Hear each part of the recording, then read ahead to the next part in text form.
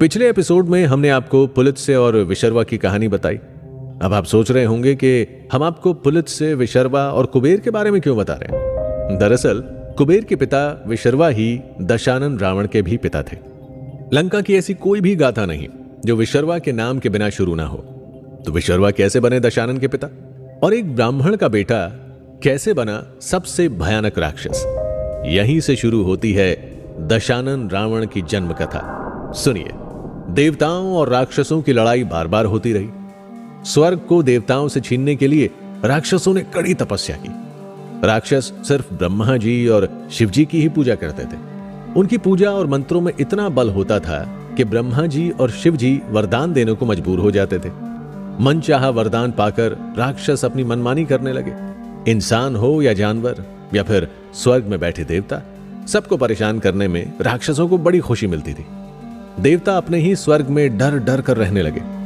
सबने मिलकर सोचा कि राक्षसों के उत्पात का अंत होना चाहिए, लेकिन करें तो क्या करें। जब तक ब्रह्मा जी और महादेव राक्षसों को वरदान देने नहीं छोड़ेंगे, उन्हें बल मिलता रहेगा। और इतिहास गवाह है कि राक्षसों की शक्ति जब जब बढ़ी है, वो देवताओं, इंसानों और जानवरों को सताते ही रहे हैं। इन्हीं सब विचारों से देवता परेशान थे। उस समय जिन महाबलशाली राक्षसों ने तीनों लोकों में उत्पात मचाया था, वो तीन भाई माल्यवान, सुमाली और माली थे, जिन्होंने पूजा, यज्ञ और तप करके देवताओं जैसी शक्तियां हासिल कर ली थी। इन्हीं वरदानों के बूते पर वो देवताओं के शिल्पकार विश्वकर्मा से अपने लिए रहने की जगह मांगने जा पहुंचे। राक्षस भाइयों ने कहा, हे विश्वकर्मा, आप सभी देवताओं के लिए रहने की जगह महल बनाते आए हैं। हमें भी कोई ऐसी जगह बताइए जहां देवता ना पहुंच सके और हम अपने राक्षस वंश को आगे बढ़ा सके। तब विश्वकर्मा ने राक्षसों को त्रिकुट पर्वत के शिखर पर बसी लंका नगरी भेजा। तब से ही लंका राक्षसों की नगरी बन गई। लंका जाकर राक्षसों ने और तप किए और अपनी शक्ति कई गुना बढ़ा ली। फिर सबसे पहले राक्षसों ने स्वर्ग पर हमला किया और उसे अपने कब्जे में ले लिया। देवता हार गए और डरे सहमे देवता भोलेनाथ से रक्षा मांगने कैलाश जा पहुंचे। देवताओं ने शिवजी से कहा, हे महादेव, राक्षसों का अत्याचार अपने चरम पर पहुंच चुका है। उन्होंने हमसे हमारा स्वर्ग भी छीन लिया। कृपा करके हमारी रक्षा करें। तब भोलेनाथ ने कहा, हे देवताओं, मैं उन राक्षसों को किसी भी तरह से नुकसान नहीं पहुंचा सकता, क्योंकि उन्हें मुझसे ही वरदान मिला हुआ है। लेकिन आपको एक उपाय बताता हूं। अब अगर कोई आपको राक्षसों से मुक्ति दिला सकता है तो वो सिर्फ श्री हरि विष्णु ही हैं।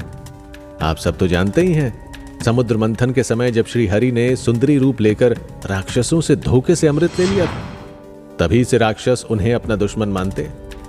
महादेव की ये बात सुनकर देवता खुश हो गए और उसी समय श्री हरि विष्णु से मदद मांगने जा पहुंचे। देवता एक सुर में बोले, हे मधुसूदन, अब केवल आप ही हमारी रक्षा कर सकते हैं। ब्रह्मदेव के वरदान से राक्षस बहुत शक्तिशाली हो चुके हैं। वो कभी धरती तो कभी आकाश में घूमते रहते हैं और जो कोई भी उनके रास्ते में आ जाता है उसे खत्म कर देते हैं। ऋषि मुनियों के आश्रम उजाड़ देते हैं, जानवरों को मार कर खा जाते हैं। हमसे हमारा स्वर्ग भी छीन लिया है भगवान। आप राक्षसों को मारकर हमें इनके अत्याचारों से छुटकारा दिलाइए। अब सिर्फ आप ही हमें बचा सकते हैं। इसके जवाब में भगवान विष्णु कहते हैं कि मैं इन सभी राक्षसों और उनके कुल वंश के बारे में सब कुछ जानता हूं। उन्हें जो भी वरदान मिले हैं उनके बारे में भी जानता हूं। इन राक्षसों के पास ऐसी कोई शक्ति नहीं जिसका जवाब मेरे पास ना हो। इस ब्रह्मांड की सभी शक्तियों का केंद्र मैं ही हूं। इसीलिए आप सभी आराम से लौट जाइए और चिंता छोड़ दीजिए। मैं इन राक्षसों से जल्दी ही आपको छुटकारा दिला दूंगा।